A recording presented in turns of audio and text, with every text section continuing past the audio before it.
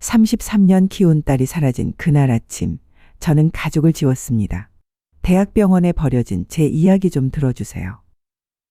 그날도 참 사람이 많았습니다. 대학병원 3층 내과 진료실 앞대기 공간이었어요. 환자들은 빨간 번호표를 손에 쥐고 의자에 앉아 자기 차례를 기다리고 있었죠. 저도 그중 한 명이었습니다. 화장실에 다녀오겠다고 딸 민지와 사위 준호에게 말하고 자리를 떴어요. 복도 끝까지 걸어가야 했거든요. 엄마, 빨리 다녀와요. 곧 번호 부를 거예요. 민지가 짜증 섞인 목소리로 말했어요. 그때는 몰랐습니다. 그게 제가 딸에게서 들은 마지막 말이 될 거라는 걸요. 화장실을 다녀와 대기실로 돌아왔을 때 심장이 쿵 내려앉았습니다. 민지와 준호가 앉아있던 자리가 텅 비어 있었어요. 제 가방과 외투만 의자 위에 덩그러니 놓여 있었습니다. 혹시 진료실 안으로 들어간 건가 싶어 안내 데스크에 물어봤지만 제 번호는 아직 호출도 안 된 상태였어요. 주변을 둘러봐도 어디에도 보이지 않았습니다. 그제야 깨달았습니다. 저를 두고 떠났다는 것을요. 가방을 열어보니 지갑은 있었지만 휴대폰이 없었어요. 평소에 민지가 전화 올 때 제가 잘 못 받는다며 자기가 보관한다고 가져갔던 겁니다. 연락할 방법이 없었습니다. 73살 할머니가 대학병원 대기실에 아무런 연락수단도 없이 버려진 거였습니다. 33년을 키우고 뒷바라지한 딸에게요. 안내 데스크 직원분이 다가와 괜찮으시냐고 물었어요. 저는 대답할 수 없었습니다. 목구멍 어딘가가 막힌 것 같았거든요. 결국 병원 1층 편의점에서 따뜻한 음료수를 사서 마시고 나서야 정신이 들었습니다. 택시를 타고 집으로 가는 내내 저는 생각했어요. 왜 이런 일이 생겼을까?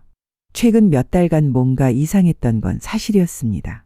민지가 자주 돈 이야기를 꺼냈거든요. 엄마, 준호 사업이 좀 어려워서 잠깐만 500만 원만 빌려줄 수 있어. 처음에는 그냥 사업 자금인 줄 알았어요.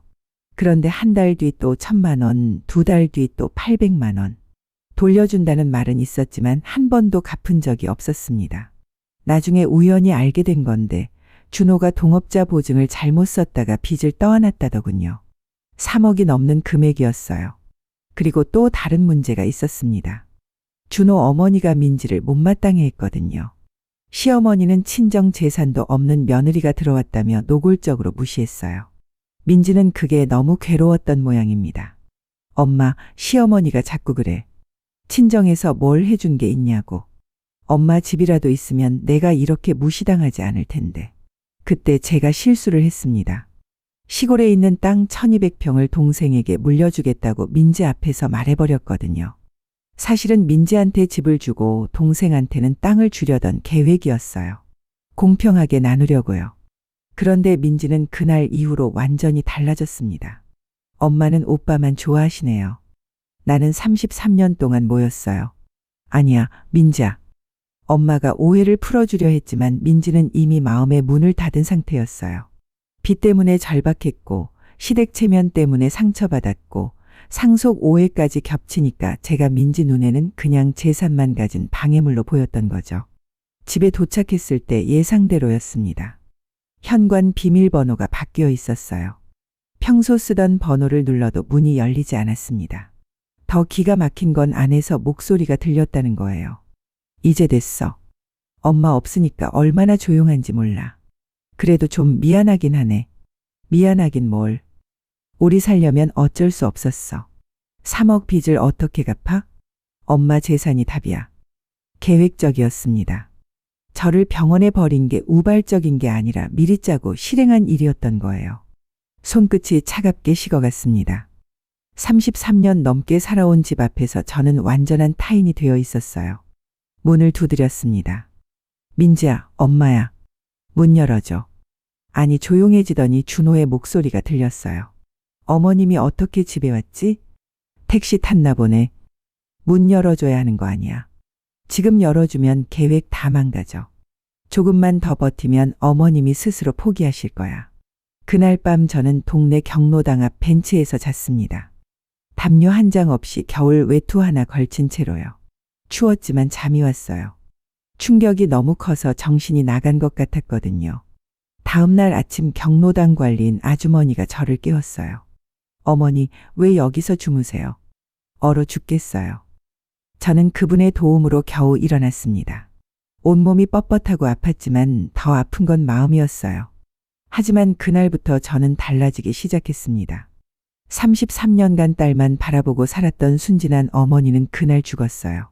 그리고 새로운 박영자가 깨어났습니다. 복수가 아닌 존엄을 되찾는 박영자가요.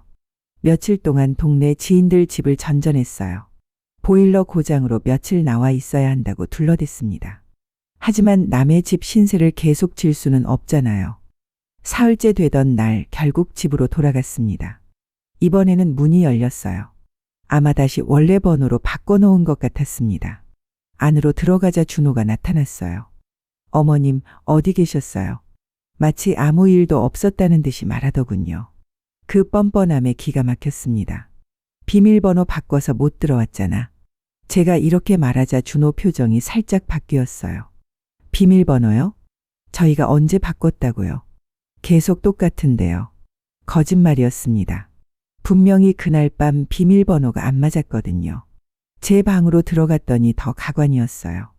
33년간 쓰던 제 옷장과 화장대가 모두 사라지고 대신 민지의 화장품과 준호의 옷들이 가득했습니다. 제 방을 부부 침실로 바꿔버린 거예요. 아, 그거요? 어머님 방이 너무 넓어서 저희가 쓰기로 했어요. 어머님은 작은 방 쓰시면 되잖아요. 민지가 태연하게 말했습니다. 제 허락도 없이 33년 제 방을 하루 만에 빼앗아 버렸다는 거예요. 며칠 후 저는 우연히 준호의 서류 가방을 보게 됐어요. 거실 소파에 열린 채로 놔뒀더군요. 안에는 은행 대출 서류와 함께 메모 종이가 있었습니다. 어머니 집 시세 5억 2천, 예금 약 1억, 시골 땅 2억 추정, 총 8억 2천, 빚 상환 3억, 남은 금액 5억, 신축 아파트 구입 가능. 그 아래 또 다른 메모가 있었어요. 어머니 오해 상태 유지할 것 동생한테만 땅 준다고 믿게. 시어머니한테는 곧 큰 재산 받을 거라고 말할 것 체면 회복. 계획 9개월 내 어머니 독립 유도 재산 정리 완료. 그 순간 모든 게 명확해졌습니다. 빚이 절박했고 시댁 체면이 급했고 상속 오해를 고의로 이용했던 거예요. 저는 그저 그들의 문제를 해결해 줄 도구였던 겁니다. 저는 그날부터 증거를 모으기 시작했습니다. 다행히 우리 집 거실에는 예전에 설치한 벽걸이 시계 안에 녹음 기능이 있었어요. 손자 돌보던 시절 아이 안전 확인용으로 달았던 건데 이제 그게 제 무기가 됐습니다. 2주 만에 결정적인 증거를 잡았어요. 그날 저녁 민지와 준호가 거실에서 대화하고 있을 때였습니다. 여보, 빚 독촉 전화가 또 왔어. 이자만 한 달에 200만 원이야. 알아. 그러니까 어머니를 빨리 내보내야 한다고. 집만 팔면 다 해결돼. 그런데 어머니가 요즘 좀 이상하지 않아? 혹시 눈치챈 건 아니겠지? 만약을 위해 좀 더 빨리 진행하자. 어떻게? 이번 주 안에 어머니를 더 확실하게 압박하는 거야. 집에서 못 살게 만들어서 스스로 나가시게. 그 대화를 듣고 저는 확신했습니다. 이건 단순한 재산 욕심이 아니라 빚과 체면과 오해가 뒤엉킨 계획적 범죄라는 것을요. 다음 날부터 괴롭힘이 시작됐습니다. 친구들 집에 못 오게 하고 TV 소리가 시끄럽다고 하고 새벽 일찍 청소기를 돌렸어요. 저를 정신적으로 지치게 만들려는 작전이었습니다. 하지만 저는 참았어요. 오히려 그럴 때마다 더 많은 증거를 모았습니다. 그렇게 한 달이 지났을 때 저에게 도움의 손길이 나타났습니다.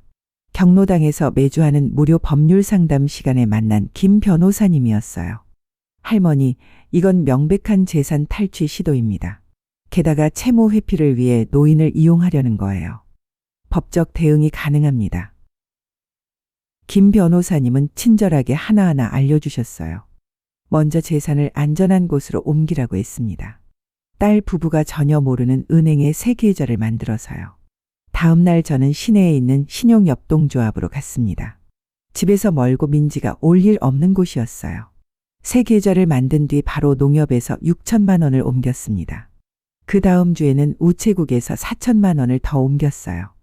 9개월 동안 저는 철저히 준비했습니다. 예금을 모두 옮기고 집을 매물로 내놓고 작은 원룸을 계약했어요. 민지와 준호는 전혀 눈치채지 못했습니다. 그리고 드디어 그날이 왔습니다. 집 매매 계약이 체결된 날이었어요. 저는 거실에 앉아 있는 민지와 준호를 불렀습니다. 애들아, 할 얘기가 있어. 두 사람이 의아한 표정으로 앉았어요. 저는 가방에서 서류 뭉치를 꺼냈습니다. 이게 뭐예요? 집 매매 계약서야. 민지가 벌떡 일어났습니다. 엄마, 집을 팔았다고요? 팔았어. 내일 잔금 받으면 끝이야. 엄마 미쳤어요. 저희 빚은 어떻게 하라고요? 빚? 니네 빚을 내가 왜 갚아줘? 저는 차갑게 말했습니다. 준호가 무릎을 꿇었어요. 어머님, 제발요. 저희 살려주세요. 3억 빚 때문에 진짜 죽을 것 같아요. 그 빚이 니네가 만든 거잖아. 보증을 왜 잘못 써? 그리고 그게 날 병원에 버리고 집에서 쫓아낼 이유가 돼. 민지가 울기 시작했습니다. 엄마, 저희가 너무 절박했어요. 시어머니한테 매일 무시당하고 빚 독촉은 매일 오고. 그래서 날 버렸어.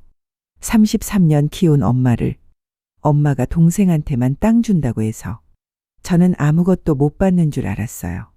저는 한숨을 쉬었습니다. 민지야, 엄마는 너한테 집 주고 동생한테 땅 주려고 했어. 공평하게 나눠주려고. 그런데 너는 오해만 하고 엄마 말은 안 들었잖아. 엄마, 그게 정말이에요. 민지 얼굴이 하얗게 질렸습니다. 이제 와서 알아봤자 소용없어. 저는 또 다른 서류를 내밀었어요. 이게 뭐예요? 가족관계 정리 통보야. 나는 이제 너희와 남으로 살 거야. 준호가 매달렸습니다. 어머님, 제발 한 번만 용서해 주세요. 정말 잘못했어요. 용서? 33년 키우고 뒷바라지해 줬더니 병원에 버리고 집에서 쫓아내려 하고 그게 용서할 일이야. 엄마, 제발. 다신 내 앞에 나타나지 마. 연락도 하지 마. 내일까지 이 집에서 나가. 안 나가면 경찰 부를 거야. 저는 방으로 들어가 문을 잠갔습니다. 밖에서 울음소리가 들렸지만 저는 흔들리지 않았어요. 다음 날 아침 저는 짐을 챙겼습니다. 많지 않았어요. 옷 몇 벌과 필요한 것들만 가방에 넣었습니다. 거실로 나가니 민지와 준호가 소파에서 밤을 샌 모양이었어요. 엄마, 어디로 가세요? 내가 알 바 아니야. 33년 고생 많이 했다. 이제 내 인생 좀 살게 해줘. 저는 현관문을 열었습니다. 엄마, 정말 끝이에요? 너희가 날 버렸을 때 이미 끝났어. 저는 문을 닫고 계단을 내려갔습니다. 뒤에서 문 두드리는 소리가 들렸지만 돌아보지 않았어요. 택시를 타고 새 집으로 가는 길, 창밖을 바라보니 하늘이 참 맑았습니다. 33년 만에 처음으로 자유로워진 기분이었어요. 그로부터 2년이 지났습니다. 지금 저는 15평짜리 원룸에서 혼자 살고 있어요. 33년 살았던 큰 집보다 훨씬 편안합니다. 아무도 저를 괴롭히지 않거든요. 창가에 앉아 차를 마시며 밖을 내다보는 게 요즘 제 일상입니다. 아래층에는 작은 꽃집이 있고 길 건너편에는 공원이 있어요. 매일 아침 산책하는 노인들을 보면 마음이 평화로워집니다. 작년 가을 민지에게서 편지가 왔었어요. 2년 만에 처음 연락이었습니다. 내용은 이랬어요. 엄마, 빚은 다 갚았어요. 준호가 밤낮으로 일해서 2년 만에 정리했어요. 시어머니한테도 이제 무시당하지 않아요. 그런데 엄마, 이제 와서 깨달았어요. 제가 정말 소중한 걸 잃었다는 것을. 엄마 말이 맞았어요. 엄마는 저한테 집을 주려고 했던 거였죠. 제가 오해하고 조급했고 엄마 말을 안 들었어요. 용서해 주세요. 저는 편지를 읽고 한참을 창밖만 바라봤어요. 마음 한편이 무거웠지만 답장은 쓰지 않았습니다. 겨울이 되었을 때 마트에서 민지를 우연히 만났어요. 2년 만이었습니다. 민지는 많이 야위어 있었고 예전처럼 화려하지 않았어요. 수수한 옷차림의 손에는 마트 봉투를 들고 있었습니다. 민지도 저를 봤어요. 잠깐 멈춰 섰다가 천천히 다가왔습니다. 엄마. 목소리가 떨리고 있었어요. 저는 대답하지 않았습니다. 엄마, 그동안 잘 지내셨어요? 민지 눈에 눈물이 고였습니다. 저는 그 눈빛을 봤어요. 진짜 후회하고 있다는 걸 알 수 있었습니다. 빚도 갚았고 이제 조급함도 없어 보였어요. 그냥 딸로 돌아온 것 같았습니다. 엄마, 저 정말 잘못했어요. 매일 후회하면서 살아요. 한 번만 기회를 주세요. 민지가 흐느끼기 시작했습니다. 지나가던 사람들이 쳐다봤어요. 저는 잠깐 망설였습니다. 2년 동안 혼자 살면서 가끔은 외로울 때도 있었거든요. 민지의 후회가 진심인 것 같기도 했고요. 하지만 제 입에서 나온 말은 이거였습니다. 미안해. 그 한마디만 하고 저는 민지 옆을 지나쳤습니다. 뒤에서 민지가 우는 소리가 들렸지만 돌아보지 않았어요. 몇 걸음 걷다가 문득 뒤를 돌아봤습니다. 민지는 그 자리에 주저앉아 울고 있었어요. 준호가 달려와서 민지를 일으키고 있었고요. 그 모습을 보는 제 마음이 아팠습니다. 하지만 동시에 이렇게 생각했어요. 너희가 날 버렸을 때 나도 이렇게 아팠어. 아니, 그보다 더 아팠어. 저는 다시 돌아서서 걸었습니다. 집에 도착해서 거울을 봤어요. 2년 전보다 얼굴이 밝아진 것 같았습니다. 주름은 더 늘었지만 표정이 훨씬 편안해 보였어요. 박영자, 잘했어. 거울 속 제게 말했습니다. 그리고 창밖을 바라봤어요. 석양이 지고 있었습니다. 하늘이 주황빛으로 물들어 있었어요. 정말 아름다웠습니다. 33년 만에 처음으로 온전히 제 것인 하늘이었어요. 지금 저는 행복합니다. 물론 가끔은 민지 생각이 나고 가끔은 그날 마트에서 본 민지의 눈물이 떠오르기도 해요. 어쩌면 언젠가는 용서할 수도 있을 것 같습니다. 하지만 지금은 아니에요. 아직은 제 상처가 아물지 않았거든요. 병원 대기실에서 버림받았던 그 할머니는 이제 없습니다. 지금 여기에는 누구에게도 의존하지 않고 당당하게 살아가는 박영자가 있을 뿐이에요. 이것이 제가 선택한 삶이고 제가 되찾은 존엄입니다. 여러분께도 말씀드리고 싶어요. 때로는 사랑하는 사람들이 절박함 때문에, 오해 때문에, 체면 때문에 우리를 배신할 수 있습니다. 특히 가족에게서 받는 상처는 더욱 깊죠. 하지만 그럴 때일수록 자신을 포기하지 마세요. 끝까지 당신 자신의 편이 되어주세요. 저처럼 73살에도 새로운 시작을 할 수 있습니다. 나이는 숫자에 불과해요. 중요한 건 포기하지 않는 마음입니다. 그리고 혹시 합니다. 언젠가 제가 민지를 용서할 날이 올지도.